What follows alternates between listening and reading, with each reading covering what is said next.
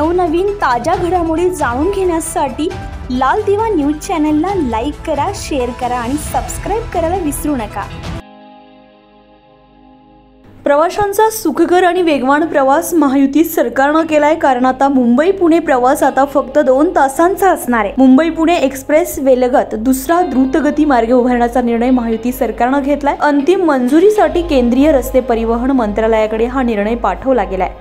मुंबईहून पुण्याला जलद पोहोचण्यासाठी यशवंतराव चव्हाण द्रुतगती मार्ग आहे।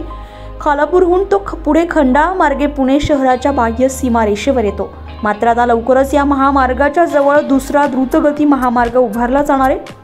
यामुळे वाहतूक कोंडीची समस्या सुटणार आहे। यामुळे पुणे ते मुंबई केवळ 2 तासात प्रवास करता येणार आहे। हा नवा द्रुतगती महामार्ग मुंबई बंगलोर असा असला तरी त्याची सुरुवात JNPA अर्थात जवाहरलाल नेहरू बंदर प्राधिकरणातून सुरू होणार आहे। त्यामुळे मुंबईवरून पुण्याला अवघ्या तुम्ही 2 तासामध्ये पोहोचू शकताय।